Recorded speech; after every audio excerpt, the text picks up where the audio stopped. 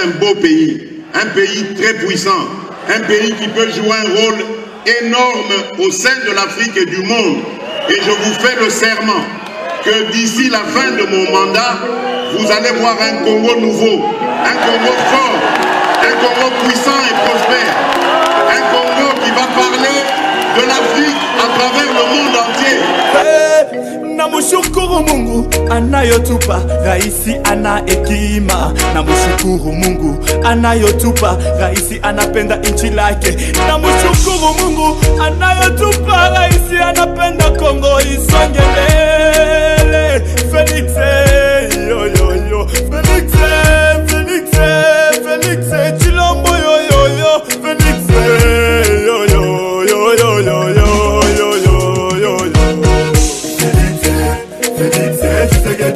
Raisi wa Kongo, Felix Tshisekedi, raisi wa Kongo, Felix Tshisekedi, raisi wa Kongo. Tulisubiri sana kwa kuona watu wasome kwa bure. Leo sio ndoto na watu wanakuwa wanasoma kwa bure. Hata sisi tulishamaliza shule, tunawaza tena turudi shule. Felix Zambia kuna me yo yo yo. Sabula inavya kwa Yehova leza muyampe mungu muya kulonga. Haleluya. Bakongo moso imagina ikulu kutumisha koleza. Waliokupenda ni wengi, tena kuna wengi wanakuchukia. Mtoto wa simba ni simba. Baba chapa kazi, usifati kusema kwa watu. Wewe chapa kazi na kazi itakusemea. Wewe chapa kazi. Felix. Mesdames, Messieurs, fidèles téléspectateurs de Kassan Télévision, bonjour chez vous, chez nous. On vous reçoit en ce moment. Vous nous recevez sur vos postes récepteurs.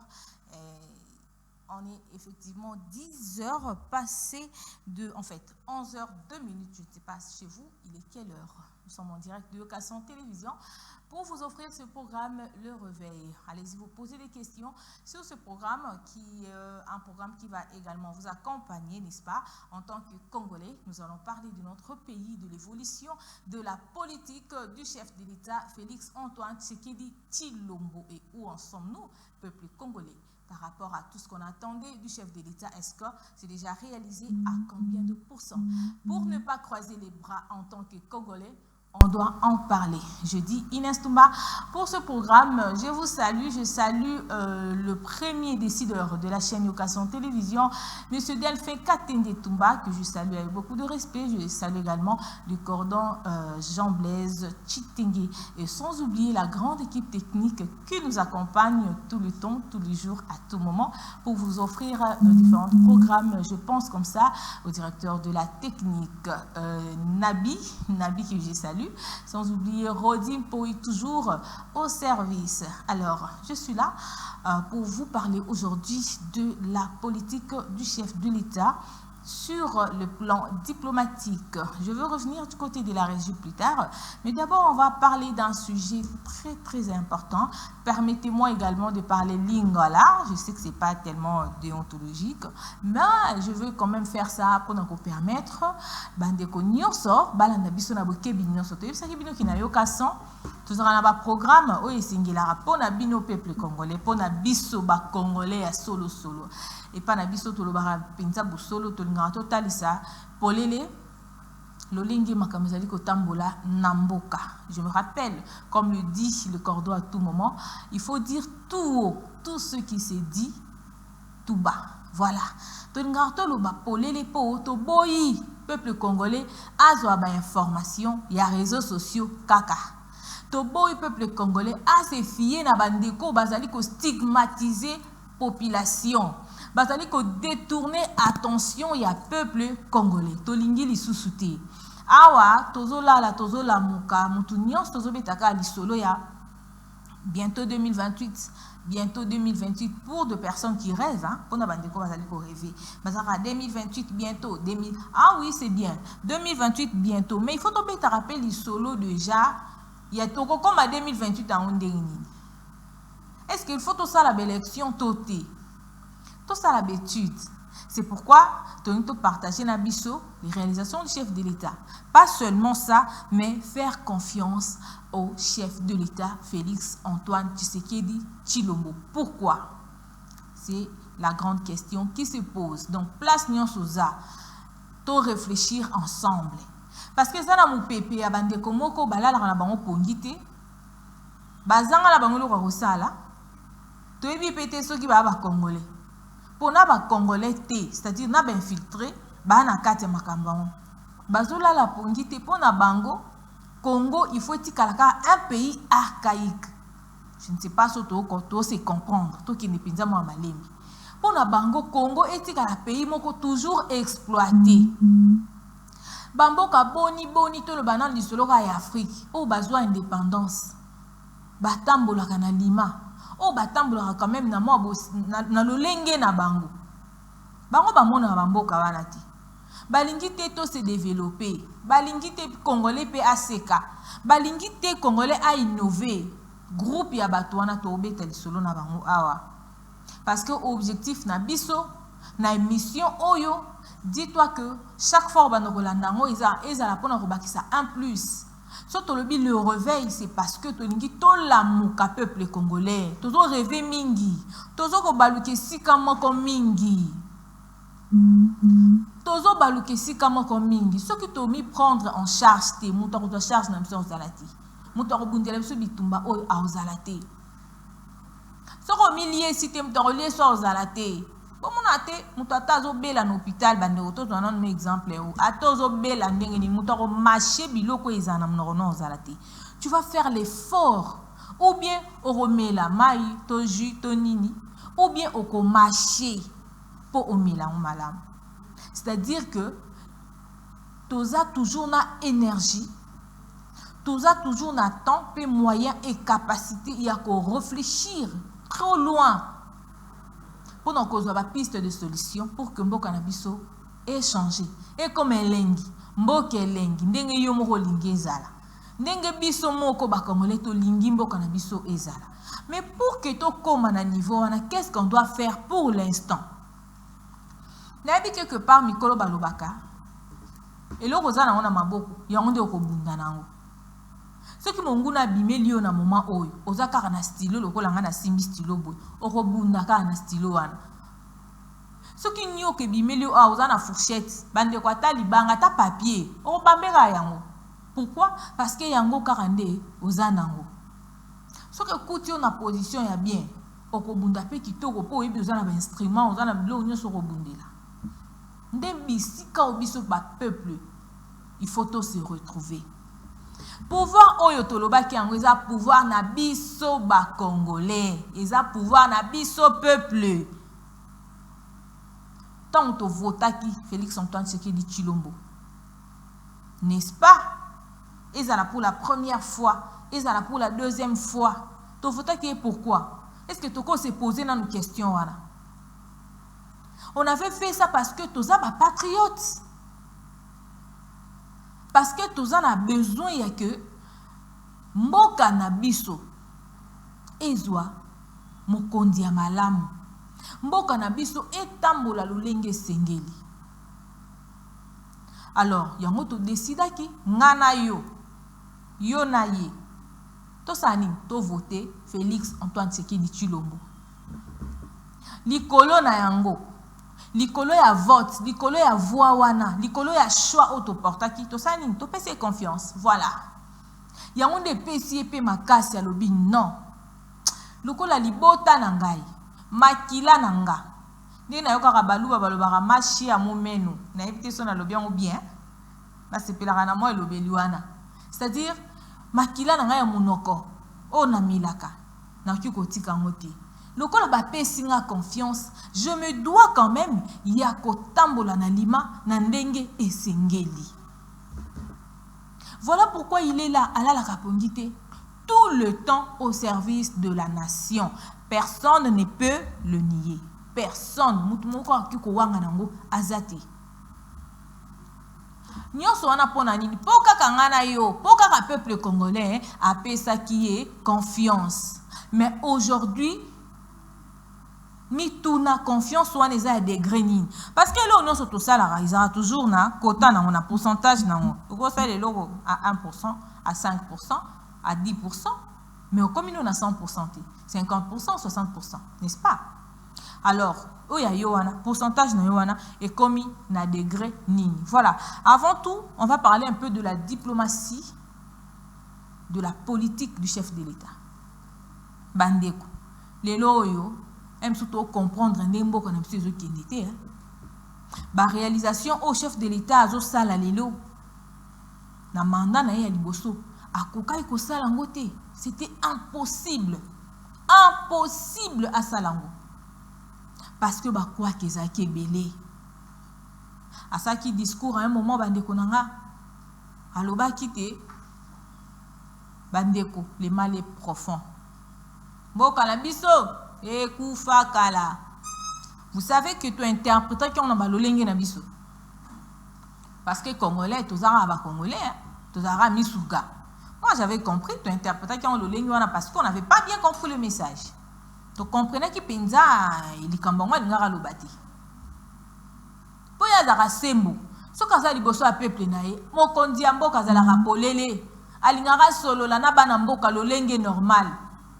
Akena français, akena lingala, akena mnoramboka boya, akena boya, akena boya. Alingi le message nae ekoma. Il n'a pas envie de flatter les peuples congolais. Il n'avait pas envie. C'est pourquoi le baki sembo. Mboka o ekufa kala. C'est-à-dire aïssa qui binonde que to comprendre bitumba o ya ko bunda po banda déjà ko mécaniser, ko booster, ko bongisa, ko sokola ko c'était pas facile. Tokeiti to komi lelo na deuxième mandat na ye. Bandeko. Nyons ensemble les membres ça les anines eza diplomatie. Ezali diplomatie au mingi to comprendre ti. Mais pourquoi est-ce que tu vas comprendre? Parce que nous sommes dans l'ignorance. Nous ne comprenons pas jusque-là. Alors, tu autant un texte oyo, tu bongisa qui peut comprendre la diplomatie, la position, la vraie position de la République aujourd'hui, grâce aux ambitions du chef de l'État Félix Antoine Tshisekedi Tshilombo. Où se situe? Où est-ce que le chef de l'État amène, emporte le pays, la RDC? Place où tu n'as même pas configuré encore. Place où tu n'as pas existé les soustés. Volonté à servir, ils allaient rater. Mais avec lui au moins, toujours qu'on retrouver la belle image de notre pays. Allons-y comprendre que la position diplomatique de Félix Tshisekedi repose sur la défense de la souveraineté nationale et la promotion du développement durable. Il prône une coopération équilibrée avec tous les partenaires internationaux, sans alignement exclusif. Sur le plan régional, il joue un rôle de médiateur pour la paix, tout en restant ferme face à l'agression du Rwanda à l'Est. En Afrique et dans le monde, il défend une diplomatie fondée sur la paix, la démocratie et le panafricanisme moderne. Est-ce que tu comprends un peu ce que ça veut dire? Quand même, il a une vision, il a des ambitions qui l'accompagnent. Il marche avec un projet. Projet de famille. Parce que c'est un père, le père de la nation. C'est comme un père de famille. Il a un projet qui est moi nanga oyo, oyo. Il faut que na bango lo lenge boye pour que bazala malam na miso abatu. Otali mwana mususa swana kana mwana tel. Otali koto ebebaka. Okobongisa nyoso mukolo moko te. Il faut obongisa bisika na yo pe bisika ya libanda, c'est-à-dire ici en RDC et puis ba relation na biso na extérieur, c'est-à-dire ba pays extérieur sur le plan national qu'international. Voilà là où il amène la diplomatie Yamboka Nabiso. Ce qui te fait ces détails sur le plan diplomatique, la réalisation n'a eu déjà sali bande konanga to banara retourner. Awa boye, toi sous na tenté, to sto l'amour qui peuple congolais. To lobi le réveil eza émission oyo ko permettre biso to lo bande koloba. apparemment tozotika temps mingi na ba français na biso pe leki moi mingi mutalingi suko communiquer clarté ko bimisela biso ba mon français minene peuple aboyi na ye aboyi loba na e poli loba na e clair à comprendre le message c'est quoi. Aboyi diplomatie au Congo est commis déjà élevé. Ce que vous avez informé, vous allez informer à partir de l'émission Oyo. Pour façon chef de l'État, vous avez dada. Naba président Bamboka Libanda. Allez-y comprendre. Pour biso to sara soki mo konzi alobi mo payer. Ote. Aloba ki bongo pourquoi? Asala ki bongo pona nini? Ah. OK. OK. Asala ki bongo pona nini na simande tu vas comprendre. Ah oui, il avait dit ça parce que fallait te payer confiance. Ah ouais. Tolingi teto koma na retard. Alors, on va se baser sur d'abord élément liboso to rozwalanga bo régie parce que to monique tant chef de l'État azoloba, tant chef de l'État azosala azana confiance na peuple naï. C'est-à-dire biso peuple congolais to lembati. To continue ko pesa confiance. Tant to ça loko la moi ko hésiter, loko atoza loko atozati et pesa makasité. Et pesa assurance té. Ezo lembisa e. Mettons atteindre na mupandi ne boy koto yo congolais aza. Koto congolais aza et puis n'importe pas n'importe quel congolais ba très traité bato ba facile à acheter ba congolais ba patriote ba bunda pona ekolo ba baza prêt à tout abinga na CDT na ondimate na cédé mboka nanga na ko trahir mboka nanga te wana de ba congolais oyo chef de l'État za na bango besoin soki bino bozate vous pensez que bitumba o banda chef de l'État banda ki nango tina lelo. Vous pensez vraiment que Akoka aussi sango par lui-même Akokate apport Isaka ya peuple ko yango tolobi peuple congolais kola la te ko CDT parce que tout le monde a ba fausse information autant na ba réseaux sociaux makasi pour que ba lembisa biso to lemba pété. Rentrons du côté de la régie tous on a un extrait ya vidéo yo ya liboso tolo to tu koloba awake confiance oyo biso peuple tozo pesa chef de l'État yangonde et ko motiver ye pour à continuer ko bunda degré oyo memeli mboka na moment oyo nous irons en fait nous allons vous offrir les détails de tout ce que nous sommes en train de dire mais aujourd'hui pour la toute première en tout cas tolingi to fongwa manana total sabino objectif ya émission oyo mokona mboka solo la kina bande ko na niveau Belgique. Alors, au mort, biso to comprena kiti. Au moins, il chef d'État le Bamakambu, il faut tous alara ouvert. Et ça, papa solo la na bana. Bien que kuna zaki peut face à la diaspora, bien sûr. Mais, tant solo la bongo, aibi ki awa, nazana, comment on appelle ça? Nazana ba. Nani bosso ya Union européenne, nani bosso ya Union africaine, nazali bosso ya suki organisme ninité, je suis devant mes siens. Allo bakapena poli.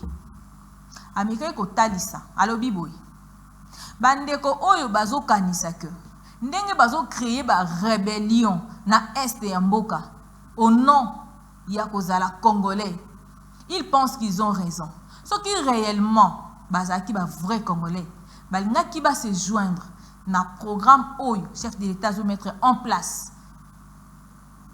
na lo lenge cuisine ezolamba mana niveau ya gouvernement congolais pour rolonga bitumba wana balinga basa dio ni basala ki amoti na roloba mingi te tozonga non ngambo régie avec Nabi on prend d'abord cette courte vidéo et puis juste après tozonga na plateau pour to make un peu ko décortiquer ensemble tout solo l'ensemble je ne sais pas ce qui numéro téléphone ils a affiché na bas de vos écrans donc on a C à télévision on a image on a C ce qui numéro de téléphone Isali vous pouvez toujours nous écrire tout sur l'ensemble et ce qui vous en a pas souci on va partager ensemble avec vous chers téléspectateurs. Alors Nabi ce qui vidéo est déjà prêt alors on peut déjà avancer.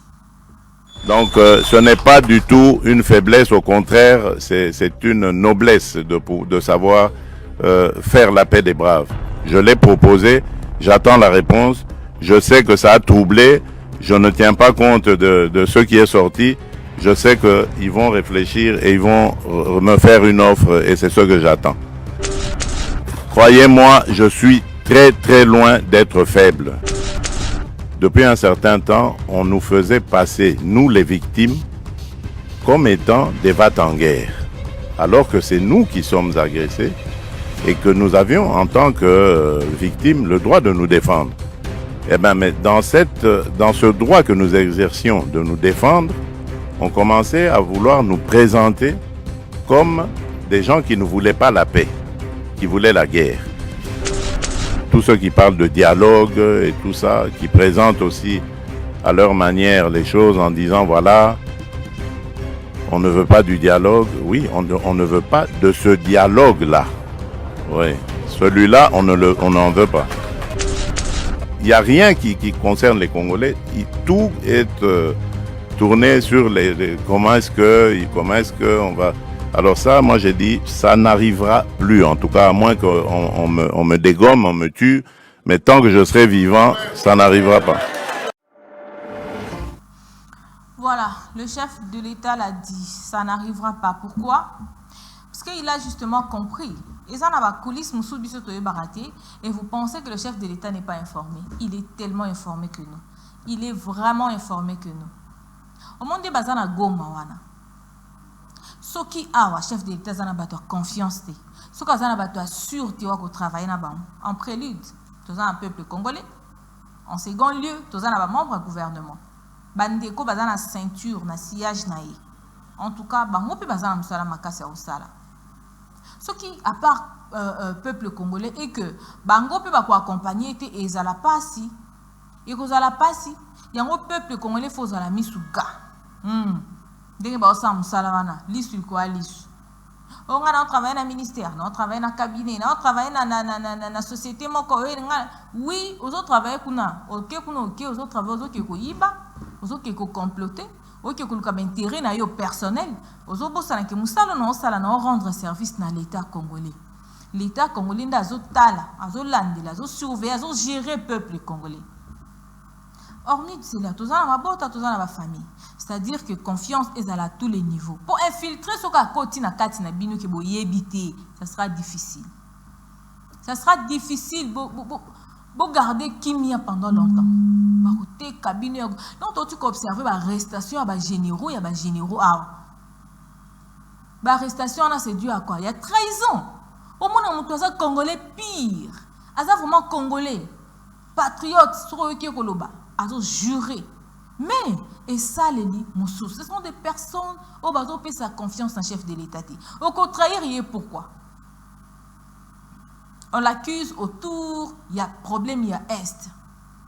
Oh non, le chef de l'État, pourquoi Zolembissa, pourquoi non? C'est un diplomate. On a parlé de la diplomatie. Lui, c'est un diplomate. C'est un diplomate. Et le retour, quand on a maquillé Tanga, a décidé de bombarder Basalabo, il connaît les joueurs et les jeux. Il connaît et il maîtrise le joueur et les jeux. Tout ce qui se passe à l'est de la République, AFC M23.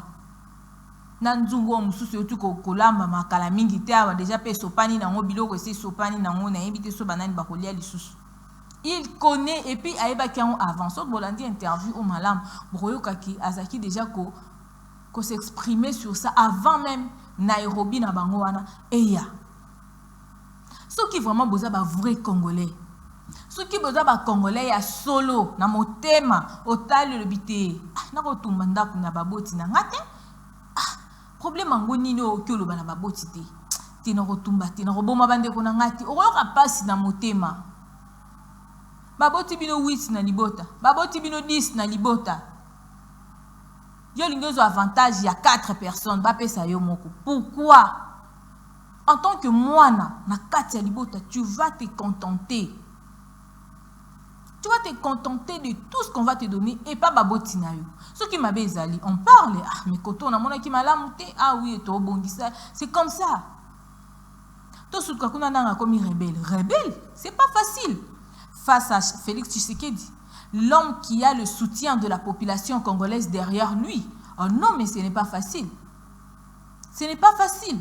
C'est pourquoi d'autre part, Tolingi peut interpeller pe bande konabiso. Bolembate, soyez forts, battez-vous. Et kenge likole kenge lisu likola lisu. C'est ça le Congolais. Tout mate partout Congolais azali et banaka. Ça me fait mal quand je vois sur les réseaux ba vidéo ya bandeko na biso ya mibali na Goma na Est bakangi bango basinga bango wana bazolekisa otala be 4 soldats pamba ba telemisi 12 personnes 20 personnes bango na pe osa mulongo likola nini ya kobanga lisasi moko mibale misato. Il n'y a pas de prix sans sacrifice. Ce qui y a il y a des choses qu'on arrache. Tous les carte ça. Les accords, c'est signe. L'accord est bundarate. L'accord va signer on peut pas le signer ici. Pour se concrétiser au sous-trapé même sous 2 mois et coquille. Tout se laisser faire tes bandes konangai. Et dans tout ça, tozo banga to longola nan pe ko banga ba congolais chef de l'état banga raté mokona mboka banga raté yeze quoi papa motivateur na biso yewana prêcher par l'exemple parce que place ya tira lokolo soka lo bia lo ba iya lo bango ata telemi liboso anani to mona ba spectacle to ke non na nenga ki congolais to mona ba spectacle devant lui Kagame n'est rien. Pour bande omsu balinga ko comparer affaire ya Kagame Félix Tshisekedi Kagame na Félix na Mobutu Kagame bande ko botika Félix alingara makila etangate il laisse les gens réfléchir et même pour no beta mutulisa il faut réfléchir à ce que tu es bien pour no bunda même dans ma kofi c'est la tête qui réfléchit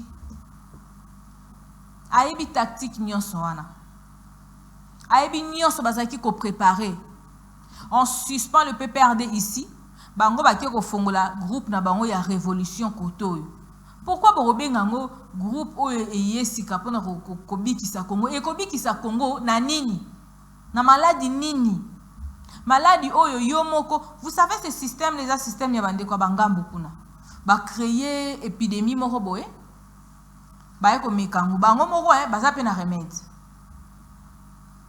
des systèmes balinga ki ba yanango parce que pendant 18 ans les pays ils ont qui détruit na degré moko Celsius ba jeune na mibali na basi aujourd'hui tous payer le pot gouvernement ils ont mettre en place ba projet ba mécanisme oyo ko sala que ba diminuer na nuto ya ba consommation ya ba matière oyo ezali ko détruire psychologie ya bande kona biso ba bimisa masanga lelo omeli ba bimisa cigarette aboy omeli ba sala boy bobimisi ba nzembo bima boy nyonso ezo ke na dépravation jeunesse mutaola ndelango so ba intercaler bino ko to ka bino wana ba sala bino bolamu bino mo subo boyo te bolembisa tout ça là nyonso wana eza cause ya nini ya mauvais régime. Et aujourd'hui, le chef de l'État est là. Azobunda, mukie. Bale kobo lembate, mamorsa na Congo, izana ne bele, to lembate, bitumbezana o makasi. Serrez vos ceintures. Nettoyage à traître, zo salamanan. Allez-y voir que Batouana, ba rebelle wana. To benga bango bon parce que nako sa promotion na bango ate. Ba groupe de rebelles wana. Ba yokani ba papa na mikolo nde bomo na bango ba yokani ba trahir mboka ba pire congolais bazawana ba congolais oyo chef de l'état saleli bango pe bolamu dès son insertion au pouvoir à côté pouvoir atali okuna ko kufa na prison bobimisa okuna pardon kana ebo lembisa ba politicien on a d'accord ba sala ba mabe ba yiba ba mbongo ba détourna mais bolembisa la bango baza ba mboka bolimbisa bango. Souvenez-vous de la prière que le chef de l'État avait organisée au stade de Martyrs. C'était pour faire pardonner les péchés de la grande partie du peuple congolais, ceux qui ont ceux qui ont trahi le pays, ceux qui se sont mal comportés, ceux qui ont volé, les détourneurs. Pour la politique, nous avons comme un détournement. On vole, terme, alors, à l'embissa qui moi à Makambu, à ce qu'il y a un système de diplomatie, lisolo. Mais nous avons traître. Il y a un autre même dans l'union sacrée, l'issou likolo à l'issou congolais, kolal s'est mis sous. baza wana ebele bango wana nde ka bazo trahir ka bango. Il faut moko hein. Vous savez, même à l'époque, bah soulèvement ezara au salama ndinga mabito moi azo réclamer, c'est-à-dire moi je ne tique pas les gens na ba rébellion tout ça, mais tu sens que Congolais a eu droit na ye amoni ke loko eza mabe et puis à s'exprimer parce que biso awa atel comme eza mabe au croiser les bras tu acceptes ça.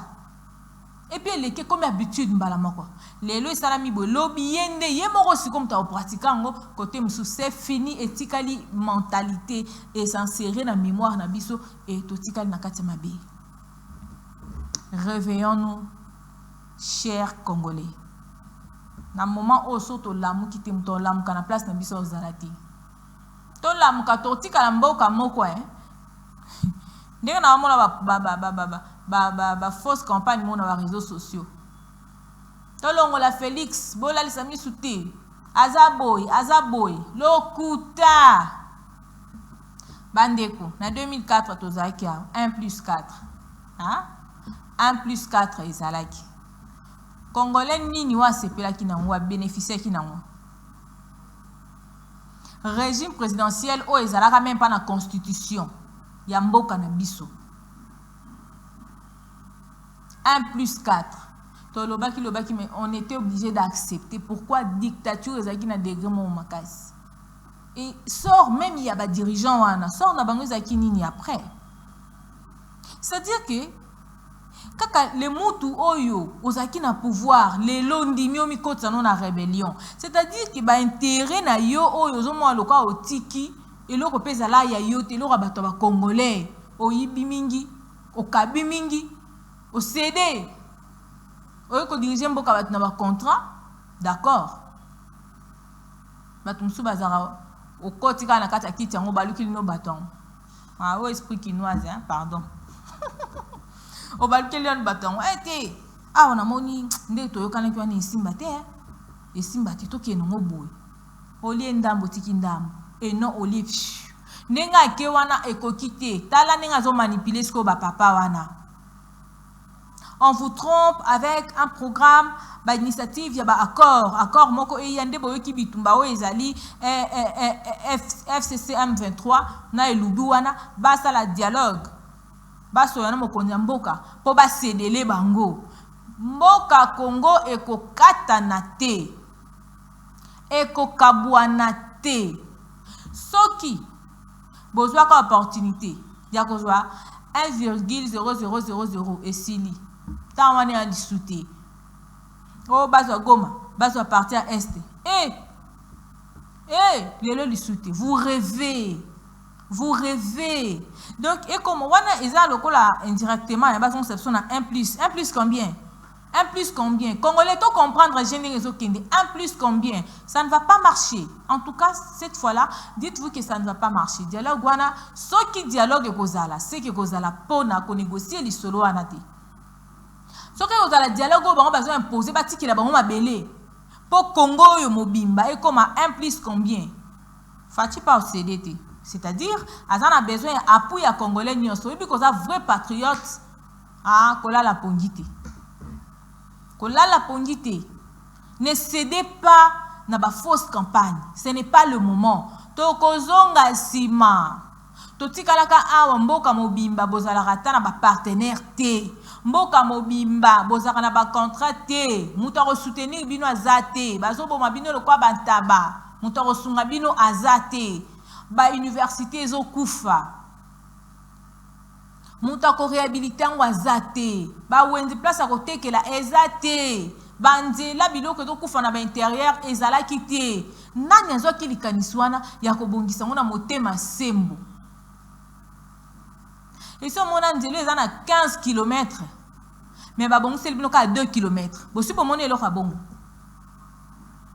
Bon, si wapi côté ni cap là c'est seulement les boules moi ma c'est s'il va zipper on peut bon et s'il moi bien comment qui approfondi voilà pourquoi il est là Ils ont respecté même le contrat de travail. Ils ont repéré son contrat, papa, et ils ont dit là, ça, on a une norme normale. Il n'y a pas été à Kati. Ils ont dit, voilà pourquoi, à taba salé, ils ont dit là, il y a béton, ils ont mis la tête, ils ont béba. Pour eux, au moins, ils ont dit, ils tikali. Réveillons-nous. Réveillons-nous. To CDT. Les autres solo la boy. Lobby, to solo la lisu boy. Te comme ba image. Ba image kake banda koloba. Parce qu'on ne veut pas parler, on ne veut plus parler comme avant. On ne veut plus faire les choses comme avant. Parce que lorsqu'on vous fait confiance, bon, ça va, yo musala no esili kende kasi. Yo ka mutu akei musala esili mais akete. Tout cas que ko reformuler ba lolenge ni na kozonga po ya kotia sous catastrophe. Awa ezali kamba mabele. Ezali kambu ya ba congolais. Bande ko bola la pondité. Soki ya solo objectif ya ba na bango ezaya que Congo et bonga. Et ko bonga na nani, c'est ça le problème. On se rappelle en 2006 sur l'arrestation du pasteur Coutinho Fernando. À ça qui est présent pour Annie, n'est-ce pas parce qu'il y en a qui luttent. Il y a Congolais, réveillons-nous. C'est encore quoi? Luttons pour le Congo. Hein? Que le Congo sera sauvé, le Congo sera sauvé. Quelque chose comme ça. Moi, je dis, ça la moins bien. Initiative na ye ya ko apporter réveil na Congo. Et ça qui po yépé en tant que Moutou a réfléchi ça qui non. Ah, on m'a besoin ya. A fongoli mis a lancé papel naï. Le là, à cette époque-là, le président en place Azala qui congolais était. Azala qui peut na bolingwa Congo pété. A mon yongo mabe. A mon yongo kito côté. N'est-ce pas que Coutinho Fernando aujourd'hui a l'incapacité de mener l'activité normalement. Pourquoi? Parce qu'il a été séquestré, malmené. Et aujourd'hui, il a eu liberté grâce au chef de l'État présent, Félix Antoine Tshisekedi Tshilombo. Sinon, il allait pourrir là-bas. Quand même, il est reconnaissant par rapport à Yabande comme Soussou. L'Ingara ne peut pas pourrir Kuna. Aujourd'hui, Babalou Kélié. Yango Tolobi, Tozala éveillé. Topé sa mokondi amboka confiance bande konangai. Ah to betali solo Congo de changer non. Na bité tant dans le baso qui na régi ba oti la biso pe ba image. Allez-y comprendre que ce que hollandais peut-être ou alors to soit cas exemple muki. Na mona bande comme so ba rapina ba vrai congolais inde ba sala ba recherche. To ke nan na ba faisabilité na ba réalisation. To ke na secteur il y a infrastructure. N'est-ce pas que toza lelo na banzela oya ke Congolais obeta motolo. Banzela esilité, misusu esili, misusu pezo continuer ko salama atoloba.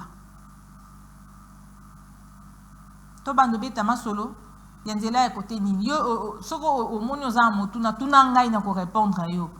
Na commune nini. Na province nini, na quartier nini, place nini au projet zate, botou nangana pour répondre bino. Toza na ba école. O lelo oyo l'état zoko réflexionner. Hormis cela, la gratuité d'enseignement là, ezana pas si morote ya moboti ko tangisa mwana. Hein? Rentrer frais scolaires. Vous savez ezana bana msusu sur à quelle classe? Babengani Minerva yo moboti na petit ko li esili pour mal à l'aise à ocha yo kokati. Mais moi nous avons la facilité à rotanga banana première primaire, tina 6e, azwina diplôme na ya certificat na ya 6e. Allez-y comprendre. Aujourd'hui, ils ont salué. Na ba province Nyons. Projet à 145 territoires, pas de souci.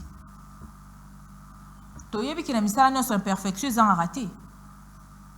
Tant qu'il n'y a pas marché public, il y a un marché moderne, il y a un pour les commerçants, il y a des conditions de malam. Il y a des conditions où il y a tant qu'il y a des hôpitaux, hey, les Congolais, ton dit marapé. Et puis, il y a un numéro ici, il y a un numéro. Et ils ont un makaka. Et ils ont un kaka. L'aéroport, ils ont un bipa iboui. Dans la province, ils ont un stade, ils ont un Et si l'inanité. C'est-à-dire que, ah ouais, je pense que tu comment chuter.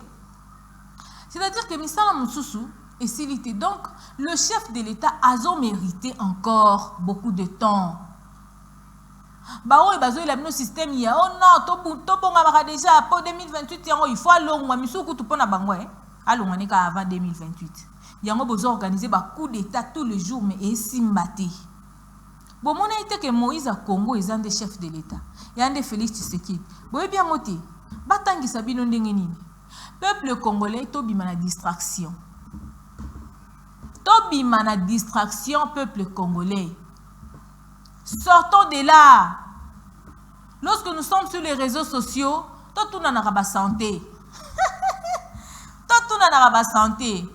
Ce qui te soit qui patience, est-ce que l'élo oy, banzela oy, biso tozo ko sepela nango l'élo oy. Dites-moi un peu. Namanda Liboso, chef de l'État kokakion. Et ça l'a été. Et ça l'a été tout qui na gratuité enseignement. To lobaki minge wenze wane zo silate lisu likola lisu ba congolais lisu likola lisu je ne sais pas ce qui OK lisu likolo ya lisu to tikate to croiser maboko na bisote omoni moyibi belela te omoni ndoki belela to tikatante parce que le pays est agressé là on doit le dire. Le pays est agressé par les envahisseurs. Ah, Toloba. Adversaire moko. Oaza star. Oaza reconnu. Eza kaka. Ba Rwandais. Bien que bitumango zo ke pe dada na ninga diplomatie. Et que dada na ninga diplomatie. To pe sa chef de l'État confiance. To nourrir rien d'espoir. Total isaye que biso ba congolais to zana yo. To kotika yo te. Ba motivation wana esala ke muto continue ko bunda bitumba makasi bo yemo ko kokate peuple congolais à la mukarande marambozara nyoso na pole même ba autorité ba dirigeant ba décideur oyo mukona mboka zo pona po bazala tout autour de lui ba accompagner concrétisation à vision na ye ba koko trahir ye po bango bazayete mais peuple congolais a ko trahir yete bisonde ba congolais ba population bangonde bakolanda mouvement ministre wana batiaki ministre hydrocarbures position na eza ndenge ni to tu ko remarquer exploit munene d'équipe gouvernementale de ki bakoti na musala et umela ki penza ti to ki son et son wana suka wana ti et que ne tina satisfaction il y a peuple congolais alors tozalana na patience, tous à la motema monene, to kende malembe, to observer, to pe sa chance na chef de l'État. Yende mutorobo samboka o. Soki bozo te pas, prenez le temps d'examiner. Soki neti bolongo lielelo, nani o akoya ko sala na bolingo yazanango. Nani o akondima tout moment il jure sur sa vie. Il jure sur sa vie. Totika koyoka biyoka yoka. Ce ne sont pas de bonnes personnes autour de nous. Battons-nous pour nos intérêts. Bande quoi est Tozana bino elongo. Tozela kara assistance yate. Liboso monguna bo simba na loboko. Ne vous laissez pas faire. Ça fait mal tant tozo mona bino bozo kende na mulongo bakangi basinga bazo sala ba kena bino po bakota na kate ba groupe na bango. Mais po balukila bango. Po balukila bango. Congolais à razololote. Congolais à razololote.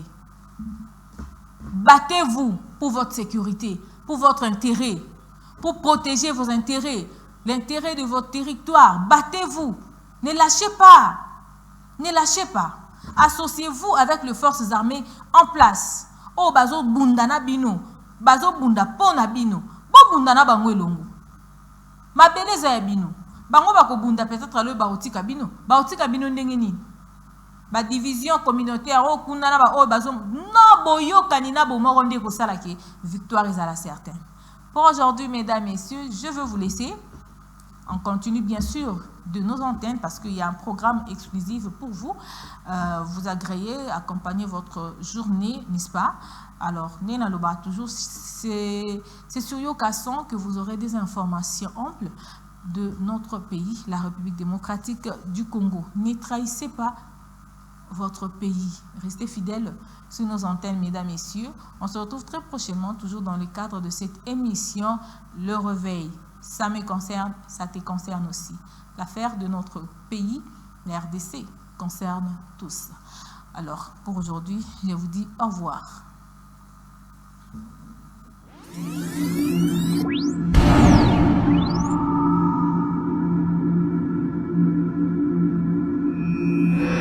Oh, Congolais, lèvons-nous, unissons-nous et bâtissons notre cher et beau pays. Alléluia.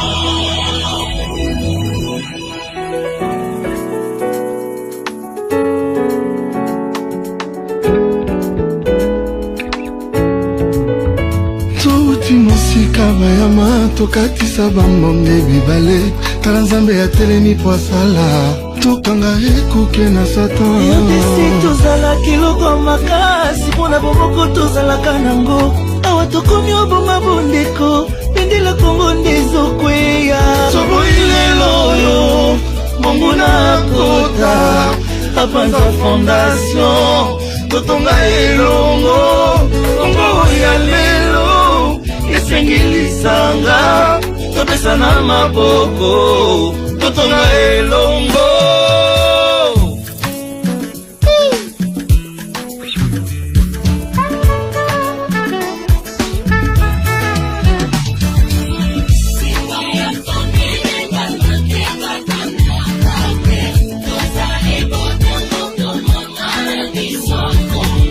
Oh, aimons-nous les uns les autres, car l'amour supporte tout. Yeah. Oh, mamango yango yo.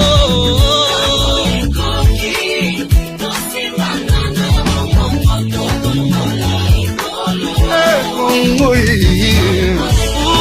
Bana ya Congo, osana pona niye.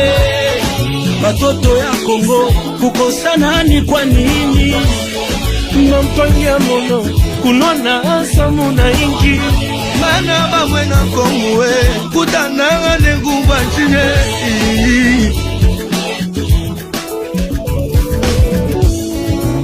Ah, Congo Congo mokananga. Jésus, mboka nini boye bayembela nzambe na sala mboka nini boye alinga nzambe na milelo kombo yo penza oza shoya nzamba bomoi kasi toboma te obonde kolikola biloko ekolekana. Il n'est jamais trop tard pour faire le bien. Pour la Congo yangana yo nanesilite o. Dans l'unité et l'amour et l'ongo totonga Congo. Sangisa, moya kanito sangisa mayele pour l'avenir et le développement du Congo.